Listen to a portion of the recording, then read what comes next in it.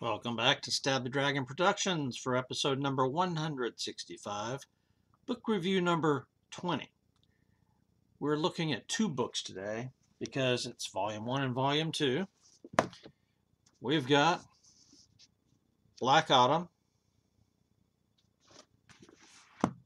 and Travelers, both by Jeff Kirkham and Jason Ross. This is part of the Surviving the Crash series that currently goes up to 10 volumes, I think.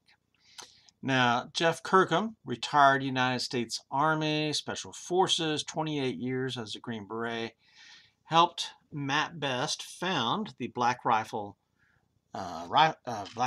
Coffee Company and Lead Slingers Whiskey Company. There you go. And I think also Article 15 Clothing Company.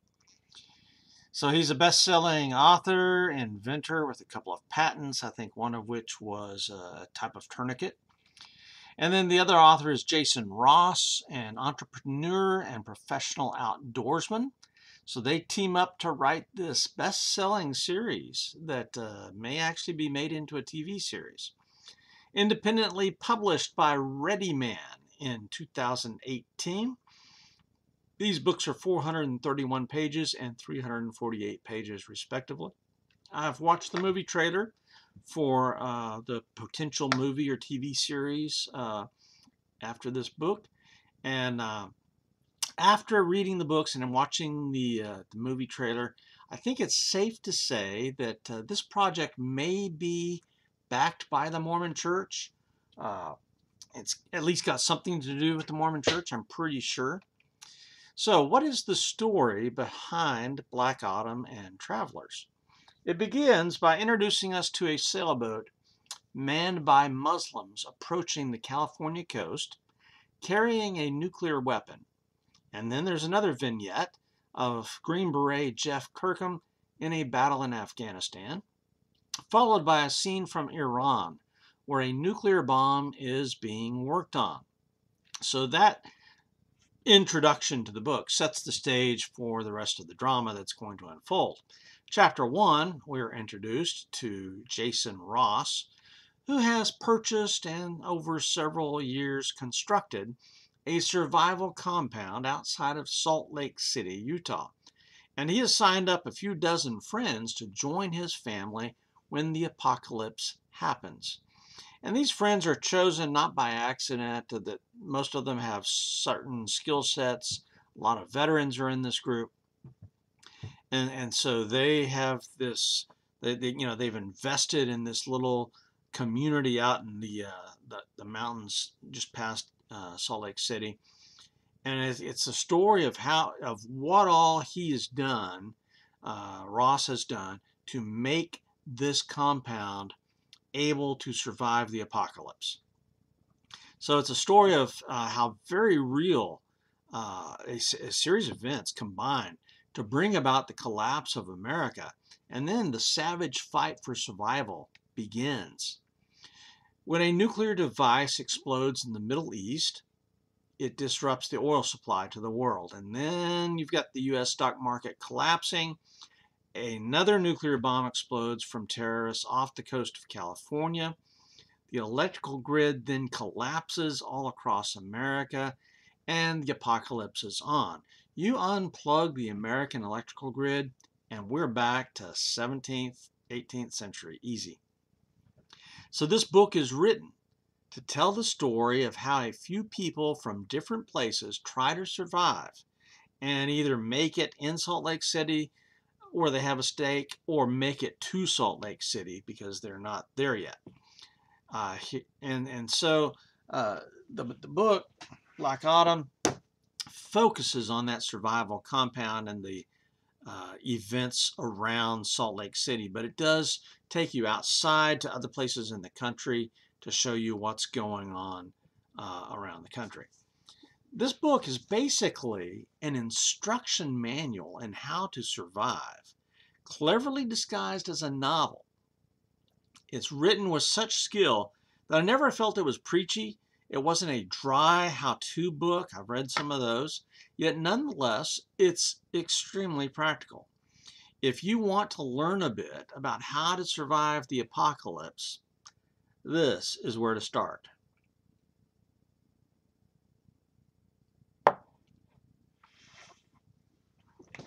And the Lead Slingers bourbon is good. It's delicious, but it's very simple. It's young. It's 80 proof. It's very, very simple. So it's actually kind of a good beginner bourbon if you want to try something.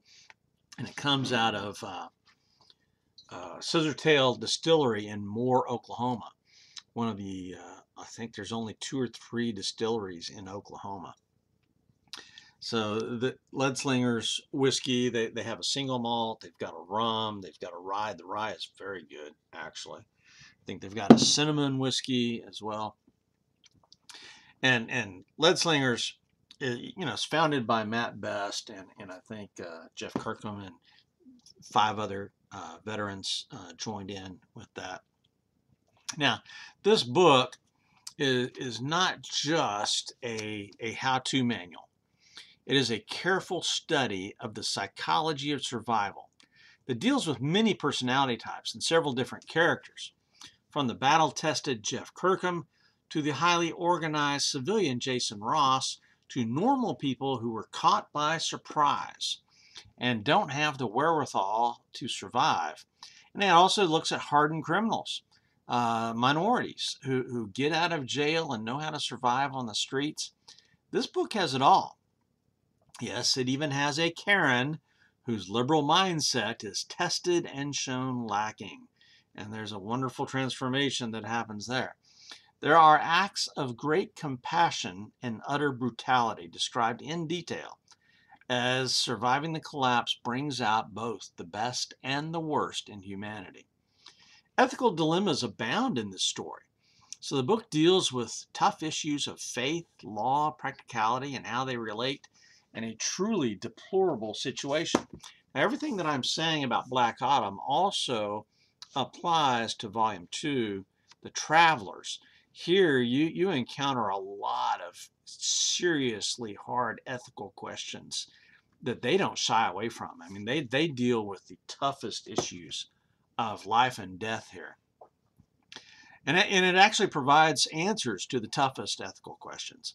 Demonstrates that under radically bad circumstances, our moral code will be challenged and we'll have to make life and death decisions regarding our family and our neighbors, and sometimes those are in conflict.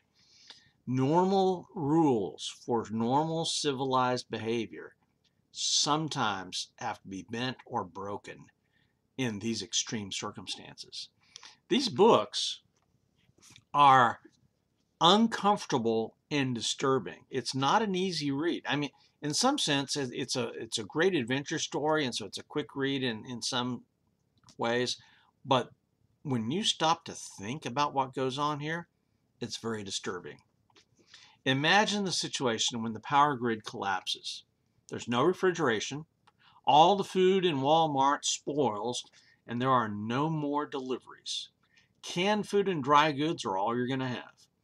You can hunt some if you have the guns, ammunition, and skill and experience, but the game animals in your area are quickly killed off.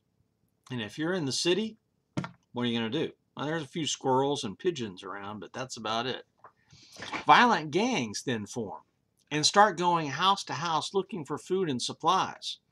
The water system no longer works, right? So water becomes a scarcity. People get sick quickly from drinking dirty water because they don't purify it first. So what do you do if gangs and thieves come to your house to take whatever they want, including your life or your wife?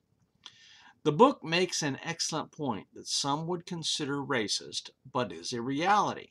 The minorities, poor people, are more used to violence and survival, while whites won't resist or fight back initially. Why? Because whites are way too used to comfort, luxury, law and order, and waiting for the system to respond. But if the system has shattered, those who understand that first and organize will survive. Those that don't will die. So what will you do?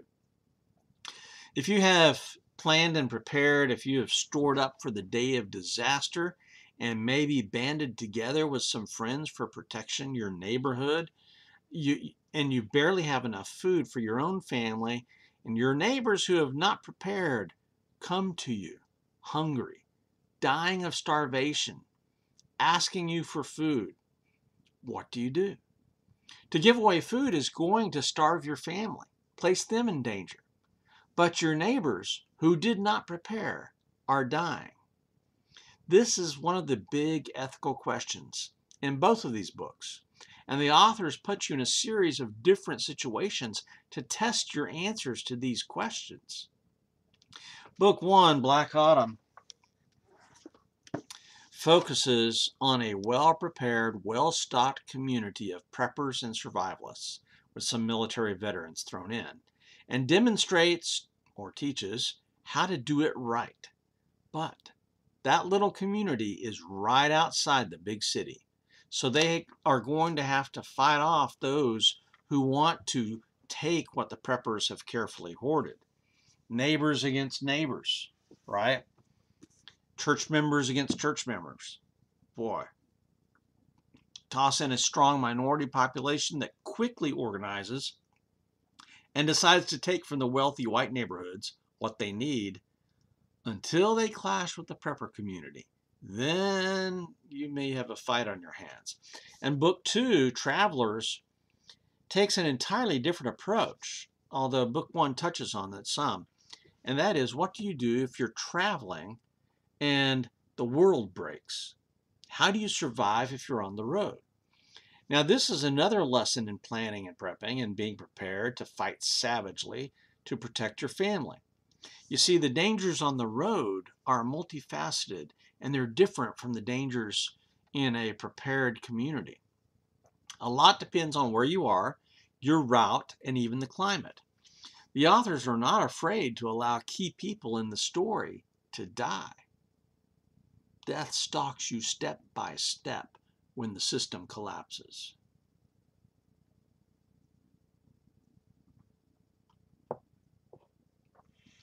There's a lot of characters in these stories, and there's a lot of character building and growing. So characterization is strong in these books. This is not just a simple book of combat and survival, action. No, this has some depth to it, because it puts the characters, it portrays the characters as they are in peacetime, but then shows them having to face these struggles and these ethical dilemmas, and it shows them going through a decision process and the actions they have to take in order to survive. That stretches them, it builds their character, sometimes for good, sometimes for bad. So probably my favorite character is Army Ranger Matt Best here in, well, he's mentioned in book 1, but Travelers really stresses his story. And there's a lot of actual biographical stuff in here about the real Matt Best. He's a character. I've got his autobiography. I've watched him on YouTube. I've studied him a little bit because of the whiskey show that I do and Lead Slingers whiskeys. So, I know a little bit about him, and this book gives part of his real story and then fictionalizes a lot according to the situation.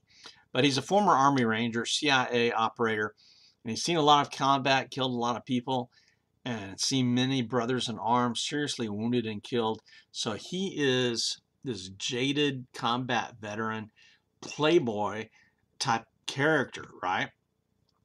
And it shows how he grows and matures as a person in this particular situation. And that is a remarkable story of itself. But Ross, the civilian who started this prepper community as a hobby, though he knew it can be serious someday, it shows him grow, because, having a serious hobby, thinking about the possible future, and then that happens, Ross is put in some difficult situations because now that society has collapsed, Ross is faced with combat. He's faced with problems up to and including sniping with the scope deer rifle to kill people he knows, sending friends on suicide missions in order to preserve their community. The transformation of these two characters is well done. And it's not just these two. I mean, there are several characters in here where the characterization is deep. He deals with the authors deal with a lot of psychological trauma and issues that they have to go through. Now, there are some spiritual overtones throughout the book, as the main story does take place in Salt Lake City, and the LDS Church plays a role here. So while faith matters are brought up and explored and play a key role, it's not preaching, which is good because I'm a Baptist and the Mormons and I don't see eye to eye on much. But they make better survivalists than Baptists do, to our shame and loss, I might add. Islam is also discussed, particularly in Black Autumn, and is demonstrated to be as vicious and crazy as always. Perhaps the most brutal and stark reality check in the two books is here in Travelers and the flight from California by Cameron and Julie and their two kids. The details of the highways leading out of Los Angeles, across the mountains, and then into the desert and Las Vegas are surreal. It's staggering. It's grim. It's a tough read. In my personal journey over the decades as I've thought about this topic, and yes, since I was a teenager, I have thought about the apocalypse and survival. I have changed from the idea of fleeing the city to staying and fighting it out. This book confirmed my idea.